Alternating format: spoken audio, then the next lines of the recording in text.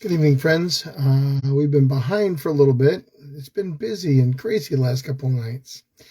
So we're going to pick it up in Genesis tonight, and we're going to go as far as we can before my voice gives out on us. So starting in verse 25. Abraham had taken another wife whose name was Keturah.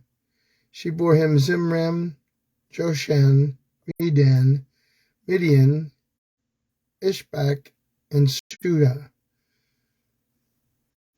Joshkin was the father of Sheba and Dedan, and the descendants of Dedan were the Asherites, the Lesherites, and the Lemunites.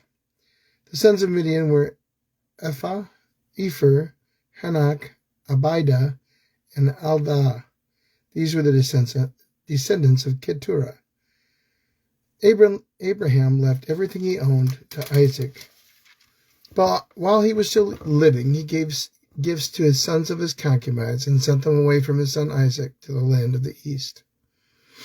Abraham lived 175 years. Then Abraham breathed his last and died at a good old age, an old man and full of years, and he was gathered to his people. His sons Isaac and Ishmael buried him in the cave of Machpelah near Mamre, in the field of Ephron, son of Zohar the Hittite, the field Abraham had bought from the Hittites. There Abraham was buried with his wife Sarah. And after Abraham's death, God blessed his son Isaac, who then lived near Beer Lahai-roi. This is the account of the family line of Abraham's son Ishmael, whom Sarah's slave Hagar, the Egyptian, bore to Abraham. These are the names of the sons of Ishmael, listed in the order of their birth. Nebohioth, the firstborn of Ishmael, Kedar, Adbeel, Mibsam, Misha, Duma, Massa, Hadad, Tema, Jetur, Naphish, and Kedemah. These were the sons of Ishmael, and these were the names of the 12 tribal rulers, according to their settlements and camps.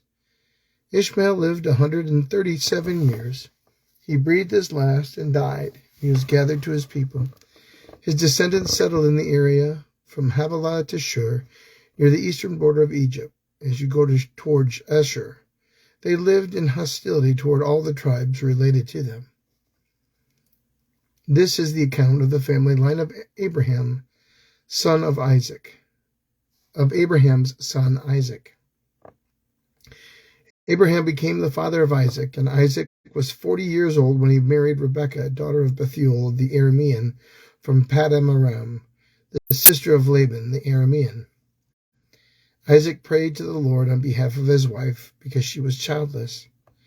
The Lord answered his prayer, and his wife Rebekah became pregnant. The babies jostled each other within her, and she said, "Why is this happening to me?" So she went to inquire of the Lord. The Lord said to her, "Two nations are in your womb, and two peoples from within you will be separated. One people will be stronger than the other, and the older will serve the younger." When the time came for her to give birth, there were twin boys in her womb. The first to come out was red, and his whole body was like a hairy garment, so they named him Esau. After this, his brother came out, with his hand grasping Esau's heel, so his name was Jacob. Isaac was 60 years old when Rebekah gave birth to them. The boys grew up, and Esau became a skilled hunter, a man of the open country, while Jacob was content to stay at home among the tents. Isaac, who had a taste for wild game, loved Esau, but Rebekah loved Jacob. Once, when Jacob was cooking some stew, Esau came in from the open country, famished. He said to Jacob, "Quick, let me have some of that red stew. I'm famished." That is why he's also called Edom. Jacob replied, "First, sell me your birthright." "Look, I'm about to die," Esau said. "What good is the birthright to me?" But Jacob said, "Swear to me first." So he swore an oath to him, selling his birthright to Jacob. Then Jacob gave Esau some bread and some lentil stew. He ate and drank and then got up and left. So Esau despised his birthright. Chapter 26. Now there was a famine in the land, besides the previous famine in Abraham's time. And Isaac went to Abimelech, king of the Philistines, in Gerar. And the Lord appeared to Isaac and said, "Do not go down to Egypt. Live in the land where I tell you to live. Stay in this land for a while, and I will be with you and bless you. For to you and your descendants I will give all these lands, and will confirm the oath I swore to your father Abraham. I will make your descendants as numerous as the stars in the sky, and I will give them all of these lands. And through your offspring all nations on earth will be blessed, because Abraham obeyed me and did everything I required of him, keeping my commands, my decrees, and my instructions." So Isaac stayed in Gerar. When the men of that place asked him about his wife, he said, "She is my sister," because he was afraid to say, "She is my wife." He thought the men of this place might kill him on the account of Rebekah, because she is beautiful. When Isaac had been there a long time, Abimelech, king of the Philistines, looked down from the window and saw Isaac caressing his wife Rebekah. So Abimelech summoned Isaac and said, "She is really your wife. Why did you say she is my sister?" Isaac answered him, "Because I thought I might lose my life on account of her." Then Abimelech said, "What is this you have done to us? One of the men might have slept with your wife, and you would have brought guilt upon us." So Abimelech gave orders to all the people, "Anyone who harms this man or his wife shall surely be put to death." Isaac planted crops in the land, and the same year reaped 100-fold, because the Lord blessed him. The man became rich, and his wealth continued to grow until he became very wealthy. He had so many flocks and herds and servants that the Philistines envied him. So all the wells that his father's servants had dug in the time of the father Abraham, the Philistines stopped up, filling them with earth. Then Abimelech said to Isaac, "Move away from us. You have become too powerful for us." So Isaac moved away from there and encamped in the valley of Gerar, where he settled. Isaac reopened the wells that had been dug in the time of his father Abraham, which the Philistines had stopped up after Abraham died, and gave them the same names his father had given them. Isaac's servants dug in the valley and discovered a well of fresh water there. But the herders of Gerar quarreled with those of Isaac and said, "The water is ours." So he named the well Esek, because they disputed with him.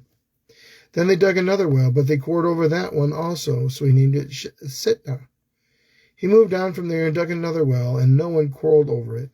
He named it Rehoboth, saying, "Now the Lord has given us room, and we will flourish in the land." From there he went up to Beersheba. That night the Lord appeared to him and said, "I am the God of your father Abraham. Do not be afraid. For I am with you, and I will bless you and increase the number of your descendants for the sake of your servant Abraham." Isaac built an altar there and called on the name of the Lord. There he pitched his tents, and there his servants dug a well. Meanwhile Abimelech had come to him from Gerar with Ahuzeth, his personal advisor, and Phicol, the commander of his forces. Isaac asked them, "Why have you come to me, since you were hostile to me and sent me away?" They answered, "We saw clearly that the Lord was with you, so we said, there ought to be a sworn agreement between us and you. Let us make a treaty with you, that you do not harm us, just as we do not harm you, but always treated you well and sent you away peacefully. And now you are blessed by the Lord." Isaac then made a feast for them, and they ate and they drank. Early the next morning the men swore an oath to each other. Then Isaac sent them away, and they went away peacefully. That day Isaac's servants came to him and told him about the well they had dug. They said, "We found water." He called it Sheba, and to this day the name of the town has been Beersheba. When Esau was 40 years old, he married Judith, daughter of Beri the Hittite, and also Basemath, daughter of Elon the Hittite. They were a source of grief to Isaac and Rebekah. Chapter 27. When Isaac was old, and his eyes were so weak that he could no longer see, he called for Esau, his older son, and said to him, "My son." "Here I am," he answered. Isaac said, "I am now an old man. I don't know the day of my death. Now then, get your equipment and your quiver and your bow, and go out into the open country to hunt some wild game for me. Prepare me the kind of tasty food that I like and bring it to me to eat, so that I may give you my blessing before I die." Now Rebekah was listening to Isaac as Isaac spoke to his son Esau. When Esau left for the open country to hunt game and bring it back, Rebekah said to her son Jacob, "Look, I overheard your father say to your brother Esau, 'Bring me some game and prepare me some tasty food to eat, so that I may give you my blessing in the presence of the Lord before I die.' Now, my son, listen carefully and do what I tell you. Go out to the flock and bring me 2 choice young goats, so I can prepare some tasty food for your father just the way he likes it. Then take it to your father to eat, so that he may give you his blessing before he dies." Jacob said to Rebekah his mother, "But my brother Esau is a hairy man, while I have smooth skin. What if my father touches me? It would appear that I'm to be tricking him, and would bring down a curse on myself rather than a blessing." His mother said to him, "My son, let the curse fall on me. Just do what I say, and go get them for me." So he went and got them and brought them to his mother, and she prepared some tasty food just the way his father liked it. Then Rebekah took the best clothes of Esau, her older son, which she had in the house, and put them on her younger son Jacob.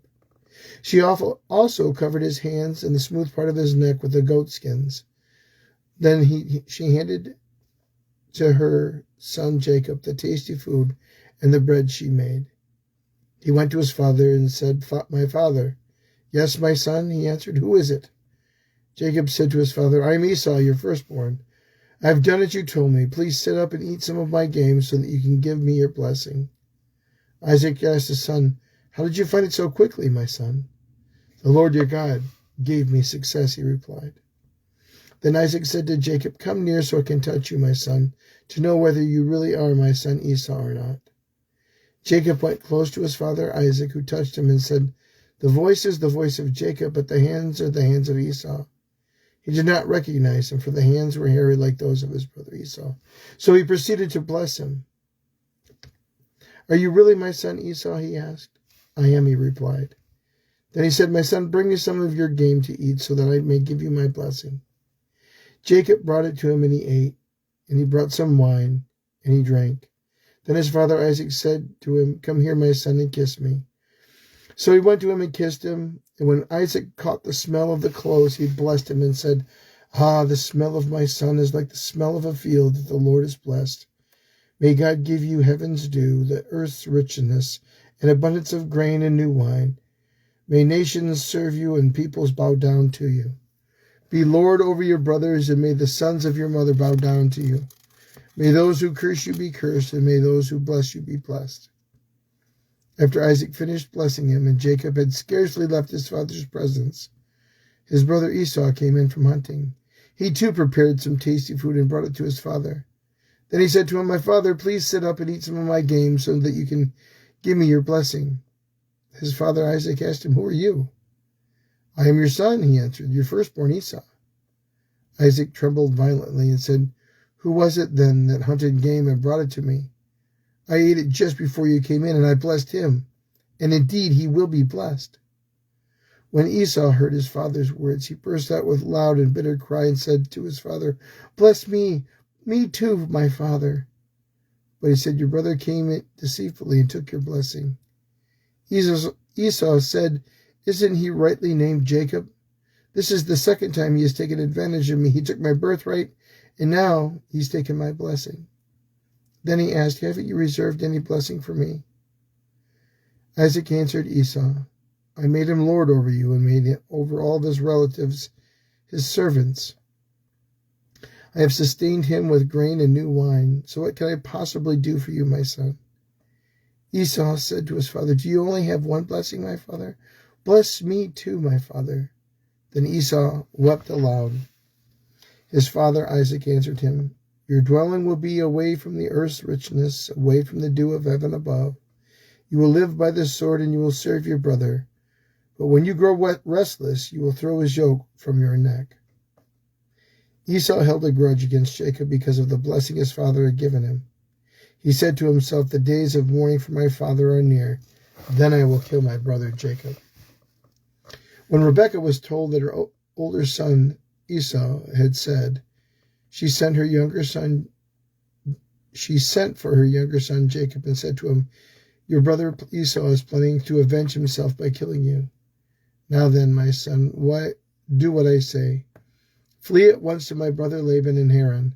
Stay with him for a while until your brother's fury subsides. When your brother is no longer angry with you and forgets what you did to him, I'll send word for you to come back from there. Why should I lose both of you in one day?" Then Rebekah said to Isaac, "I'm disgusted with living because of these Hittite women. If Jacob takes a wife from among the women of this land, from the Hittite women like these, my life will not be worth living." So chapter 28. So Isaac called for Jacob and blessed him. Then he commanded him, "Do not marry a Canaanite woman. Go at once to Padam Aram, to the house of your mother's father Bethuel. Take a wife for yourself there from among the daughters of Laban, your mother's brother. May God Almighty bless you and make you fruitful and increase your numbers until you become a community of peoples. May he give you and your descendants the blessing given to Abraham, so that you may take possession of the land where you now reside as a foreigner, the land God gave to Abraham." Then Isaac sent Jacob on his way, and he went to Padam Aram, to Laban, son of Bethuel the Aramean, the brother of Rebekah, who was the mother of Jacob and Esau. Now Esau learned that Isaac had blessed Jacob and sent him to Padam Aram to take a wife from there, and that when he blessed him, he commanded him, "Do not marry a Canaanite woman," and that Jacob had obeyed his father and mother and gone to Padam Aram. Esau then realized how displeasing the Canaanite women were to his father Isaac. So he went to Ishmael and married Mahalath, the sister of Nebaioth, and daughter of Ishmael, son of Abraham, in addition to the wives he already had. Jacob left Beersheba and set out for Haran. When he reached a certain place, he stopped for the night because the sun had set. Taking one of the stones there, he put it under his head and lay down to sleep. He had a dream in which he saw a stairway resting on earth, with its top reaching to heaven, and the angels of God were ascending and descending on it. There above it stood the Lord, and he said, "I am the Lord, the God of your father Abraham, and the God of Isaac. I will give you and your descendants the land on which you are lying. Your descendants will be like the dust of the earth, and you will spread out to the west, and to the east, and to the north, and to the south. All the peoples on earth will be blessed through you and your offspring. I am with you, and I will watch over you wherever you go, and I will bring you back to this land. I will not leave you until I have done what I have promised you." When Jacob awoke from his sleep, he thought, "Surely the Lord is in this place, and I was not aware of it." He was afraid and said, "How awesome is this place! This is none other than the house of God. This is the gate of heaven." Early the next morning, Jacob took the stone he had placed under his head and set it up as a pillar and poured oil on top of it. He called that place Bethel, though the city used to be called Luz. Then Jacob made a vow, saying, "If God will be with me and will watch over me on this journey I am taking, and give me food to eat and clothes to wear, so that I may return safely to my father's household, then the Lord will be my God, and this stone that I have set up as a pillar will be God's house. And all that you give me, I will give you a tenth."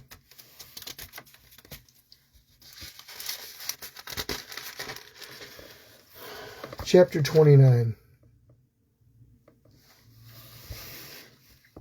When Jacob had continued on his journey, he came to the land of the eastern peoples. There he saw a well in the open country with 3 flocks of sheep lying near it, because the flocks were watered from that well. The stone over the mouth of the well was large. When all the flocks were gathered there, the shepherds would roll away the stone from the well's mouth and water the sheep. Then they would return the stone to its place over the mouth of the well. Jacob asked the shepherds, "My brothers, where are you from?" "We're from Haran," they replied. He said to them, "Do you know Laban, Nahor's grandson?" "Yes, we know him," they answered. Then Jacob asked them, "Is he well?" "Yes, he is," they said. "And here comes his daughter Rachel with the sheep." "Look," he said, "the sun is still high. It is not time for the flocks to be gathered. Water the sheep and take them back to pasture." "We can't," they replied, "until all the flocks have gathered and the stone has been rolled away from the mouth of the well. Then we will water the sheep." While he was still talking with them, Rachel came with her father's sheep, for she was a shepherd. When Jacob saw Rachel, the daughter of his uncle Laban, and Laban's sheep, he went over and rolled away the stone from the mouth of the well and watered his uncle's sheep. Then Jacob kissed Rachel and began to weep out loud. He had told Rachel that he was a relative of her father and the son of Rebekah, so she ran and told her father. As soon as Laban heard the news about Jacob, his sister's son, he hurried to meet him. He embraced him and kissed him and brought him to his home, and there Jacob told him about these things. Then Laban said to him, "You are my own flesh and blood." After Jacob had stayed with him a whole month, Laban said to him, "Just because you are a relative of mine, should you work for me for nothing? Tell me what your wages should be." Now Laban had 2 daughters. The name of the older was Leah, and the name of the younger was Rachel. Leah had weak eyes, but Rachel had a lovely figure and was beautiful. Jacob was in love with Rachel and said, "I'll work for you for 7 years in return for your younger daughter Rachel." Laban said, "It is better I give her to you than some other man. Stay here with me." So Jacob served 7 years to get Rachel, but they seemed like only a few days to him because of his love for her. Then Jacob said to Laban, "Give me my wife. My time is completed, and I want to make love to her." So Laban brought together all the people of the place and gave a feast. But when evening came, he took his daughter Leah and brought her to Jacob, and Jacob made love to her. And Laban gave his servant Zilpah to his daughter as her attendant. When morning came, there was Leah. So Jacob said to Laban, "What is this you have done to me? I served you for Rachel, didn't I? Why have you deceived me?"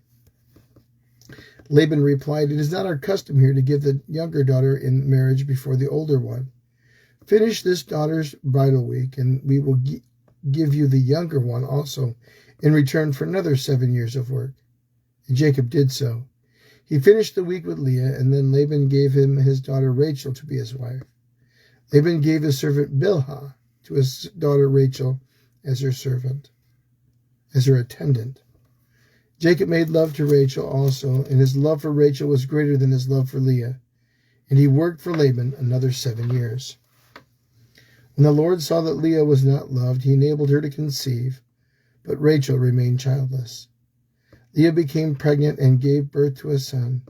She named him Reuben, for she said, "It is because the Lord has seen my misery. Surely my husband will love me now." She conceived again, and when she gave birth to a son, she said, "Because the Lord heard that I am not loved, he gave me this one too." So she named him Simeon. Again she conceived, and when she gave birth to a son, she said, "Now at last my husband will become attached to me, because I have borne him 3 sons. So she named him Levi. She conceived again, and when she gave birth to a son, she said, "This time I will praise the Lord." So she named him Judah. Then she stopped having children. Chapter 30. When Rachel saw that she was not bearing Jacob any children, she became jealous of her sister. So she said to Jacob, "Give me children or I'll die." Jacob became angry with her and said, "Am I in the place of God, who has kept you from having children?" Then she said, "Here is Bilhah, my servant. Sleep with her so that she can bear children for me, and I too can build a family through her." So she gave him her servant Bilhah as a wife. Jacob slept with her, and she became pregnant and bore him a son. Then Rachel said, "God has vindicated me. He listened to my plea and given me a son." Because of this, she named him Dan. Rachel's servant Bilhah conceived again and bore Jacob a second son. Then Rachel said, "I have a great struggle with my sister, and I have won." So she named him Naphtali. When Leah saw that she had stopped having children, she took her servant Zilpah and gave her to Jacob as a wife. Leah's servant Zilpah bore Jacob a son. Then Leah said, "What good fortune!" So she named him Gad. Leah's servant Zilpah bore Jacob a second son. Then Leah said, "How happy I am! The women will call me happy." So she named him Asher. During wheat harvest, Reuben went out to the fields and found some mandrake plants, which he brought back to his mother Leah. Rachel said to Leah, "Please give me some of your son's mandrakes." But she said to her, "Wasn't it enough that you took away my husband? Will you now take my son's mandrakes too?" "Very well," Rachel said. "He can sleep with you tonight in return for your son's mandrakes." So when Jacob came in from the fields that evening, Leah went out to meet him. "You must sleep with me," she said. "I have hired you with my son's mandrakes." So he slept with her that night. God listened to Leah, and she became pregnant and bore Jacob a fifth son. Then Leah said, "God has rewarded me for giving my servant to my husband." So she named him Issachar. Leah conceived again and bore Jacob a sixth son. Then Leah said, "God has presented me with a precious gift. This time my husband will treat me with honor because I have borne him 6 sons." So she named him Zebulun. Sometime later she gave birth to a daughter and named her Dinah. Then God remembered Rachel. He listened to her and enabled her to conceive. She became pregnant and gave birth to a son, and said, "God has taken away my disgrace." She named him Joseph and said, "May the Lord add to me another son." After Rachel gave birth to Joseph, Jacob said to Laban, "Send me on my way so I can go back to my own homeland. Give me my wives and children for whom I have served you, and I will be on my way. You know how much work I've done for you." But Laban said to him, "If I have found favor in your eyes, please stay. I have learned by divination that the Lord has blessed me because of you." He added, "Name your wages and I will pay them." Jacob said to him, "You know that I have worked for you and how your livestock has fared under my care. The little you had before I came has increased greatly. The Lord has blessed you with wherever I have been. But now when may I do something for my own household?" "What shall I give you?" he asked. "Don't give me anything," Jacob replied. "But if you'll do this one thing for me, I will go on tending your flocks and watching over them. Let me go through all your flocks today and remove from them every speckled or spotted sheep, every dark-colored lamb, and every spotted or speckled goat. They will be my wages, and my honesty will testify for me in the future.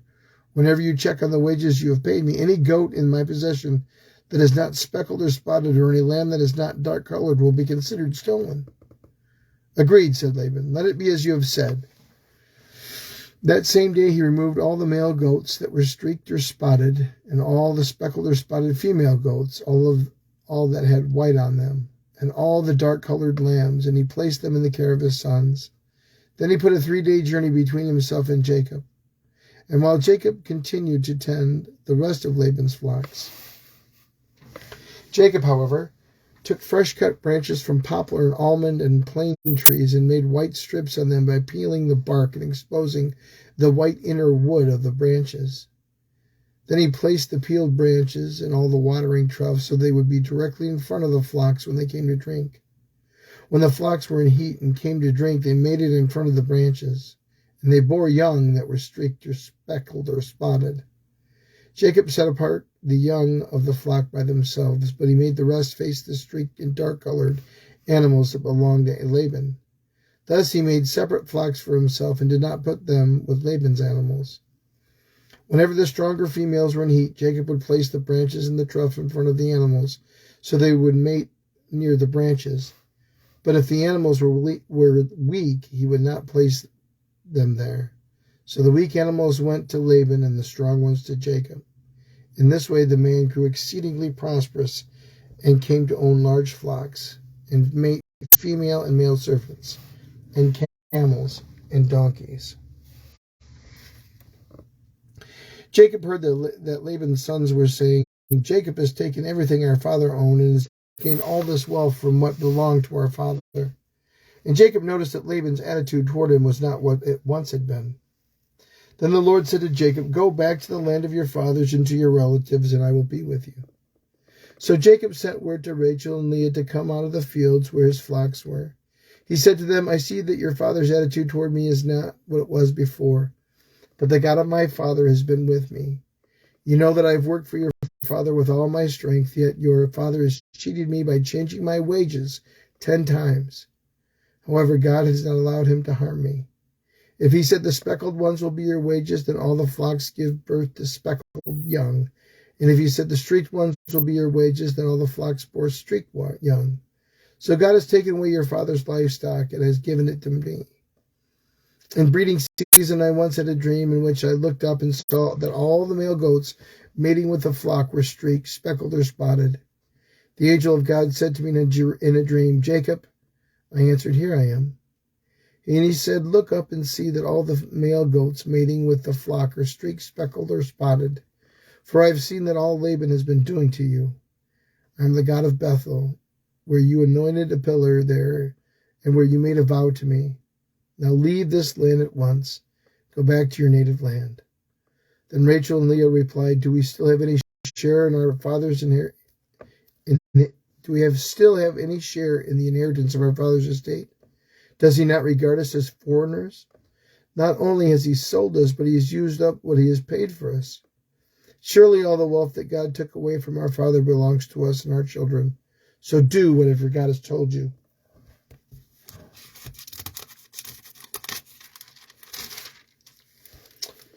Then Jacob put his children and his wives on camels, and he drove his livestock ahead of them, along with the goods he had accumulated in Paddan Aram, to go to his father Isaac in the land of Canaan. When Laban had gone to shear his sheep, Rachel stole her father's household gods. Moreover, Jacob deceived Laban the Aramean by not telling him he was running away. So he fled with all he had, crossed the Euphrates River, and headed for the hill country of Gilead. On the third day, Laban was told that Jacob had fled. Taking his relatives with him, he pursued Jacob for 7 days and caught up with him in the hill country of Gilead. Then God came to Laban the Aramean in the dream at night and said to him, Be careful not to say anything to Jacob, either good or bad. Jacob had pitched his tent in the hill country of Gilead when Laban overtook him, and Laban and his relatives camped there too. Then Laban said to Jacob, What have you done? You've deceived me, and you've carried off my daughters like captives in war. Why did you run off secretly and deceive me? Why didn't you tell me so I could send you away with joy and singing to the music of timbrels, and harps? You didn't even let me kiss my grandchildren and my daughters goodbye. You have done a foolish thing. I have the power to harm you, but last night God, the God of your father, said to me, Be careful not to say anything to Jacob, either good or bad. Now you have gone off because you have longed to return to your father's household. But why did you steal my gods? Jacob answered Laban, I was afraid because I thought you would take your daughters away from me by force. But if you find anyone who has your gods, that person shall not live. In the presence of our relatives, see for yourself whether there is anything of yours here with me. And if so, take it now. Now Jacob did not know that Rachel had stolen the gods. So Laban went to Jacob's tent and into Leah's tent and into the tent of the 2 female servants, but he found nothing. After he came out of Leah's tent, he entered Rachel's tent. Now Rachel had taken the household gods and put them inside her camel's saddle and was sitting on them. Laban searched through everything in the tent, but found nothing. Rachel said to her father, Don't be angry, my lord, that I cannot stand up in your presence. I am having my period. So he searched, but could not find the household gods. Jacob was angry and took Laban to task. What is my crime? He asked Laban. How have I wronged you and that you hunt me down? Now that you have searched through all of my goods and found nothing that belongs to you, have you found that belongs to you, your household? But if it were, put it here in front of your relatives and mine, and let them judge between the two of us.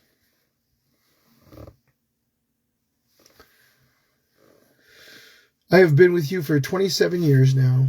Your sheep and goats have not miscarried, nor have I eaten rams from your flocks. I did not bring your animals torn by wild beasts. I bore the loss myself, and you demanded payment from me for whatever was stolen by day or night. This was my situation. The heat consumed me in the daytime and the cold at night, and sleep fled from my eyes. It was like this for 27 years. I was with your household. I worked for you 14 years for your 2 daughters, and 6 years for your flocks, and you changed my wages 10 times. If the God of my father, the God of Abraham, and the fear of Isaac had not been with me, you would have surely sent me away empty-handed. But God has seen my hardship and the toil of my hands, and last night he rebuked you. Laban answered Jacob, the women are my daughters, the children are my children, the flocks are my flocks. All you see is mine. Yet what can I do today about these daughters of mine, or about the children they have borne? Come now, let's make a covenant, you and I, and let it serve as a witness between us. So Jacob took a stone and set it up as a pillar. He said to his relatives, gather some stones. So they took stones and piled them up in a heap, and they ate there by the heap. Laban called it Shadutha, and Jacob called it Gilead. Laban said, this heap is a witness between you and me today. That is why it is called Gilead. It was also called Mizpah, because he said, may the Lord keep watch between you and me when we are away from each other. If you mistreat my daughters, or if you take any wives besides my daughters, even though no one is with us, remember that God is a witness between you and me. Laban also said to Jacob, here is the heap, and here is the pillar I have set up between you and me. This heap is a witness, and this pillar is a witness, that I will not go past this heap to your side to harm you, and you will not go past this heap and pillar to my side and harm me. May the God of Abraham, the God of Nahor, the God of their father, judge between us. So Jacob took an oath in the name of the fear of his father Isaac. He offered a sacrifice there in the hill country and invited his relatives to a meal. After they had eaten, they had spent the night there. Early the next morning, Laban kissed his grandchildren and his daughters and blessed them. Then he left and returned home. We're going to go on just a little bit longer. We're not going to go all through 32, but we're going to go through most of it. Chapter 32. Jacob also went on his way, and the angel of God met him. When Jacob saw them, he said, this is the camp of God. So he named the place Mahanaim. Jacob sent messengers ahead of him to his brother Esau in the land of Seir, the country of Edom. He instructed them, this is what you are to say to my lord Esau. Your servant Jacob says, I have been staying with Laban and have remained there till now. I have cattle and donkeys, sheep and goats, male and female servants. Now I am sending this message to my lord, that I might find favor in your eyes. When the messengers returned to Jacob, they said, we went to your brother Esau, and now he's coming to meet you with 400 men. In great fear and distress, Jacob divided the people who were with him into two groups, and the flocks and herds and camels as well. He thought if Esau comes and attacks one group, the group that is left may escape. Then Jacob prayed, O God of my father Abraham, God of my father Isaac, Lord, you who said to me, go back to your country and your relatives, and I will make you prosper. I am unworthy of all the kindness and faithfulness you have shown your servant. I have only my staff when I crossed this Jordan, but now I have become two camps. Save me, I pray, from the hand of my brother Esau, for I am afraid he will come and attack me, and also the mothers with their children. But you have said, I will surely make you a prosper, and will make your descendants like the sand of the sea, which cannot be counted. He spent the night there, and from what he had with him, he selected a gift for his brother Esau: 200 female goats and 20 male goats, 200 ewes and 20 rams, 30 female camels with their young, 40 cows and 10 bulls, and 20 female donkeys and 10 male donkeys. He put them in the care of his servants, each herd by itself, and said to his servants, go ahead of me, and keep some space between the herds. He instructed to meet you,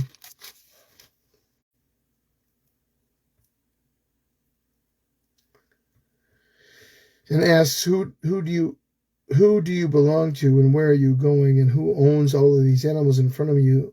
Then you are to say, they belong to your servant Jacob. They are gifts sent to my lord Esau, and he is coming behind us. He also instructed the second and the third and all the others who followed the herds. You are to say the same thing to Esau when you meet him. And be sure to say, your servant Jacob is coming behind us, for he thought, I will pacify him with these gifts I am sending on ahead of him. Later, when I see him, perhaps he will receive me.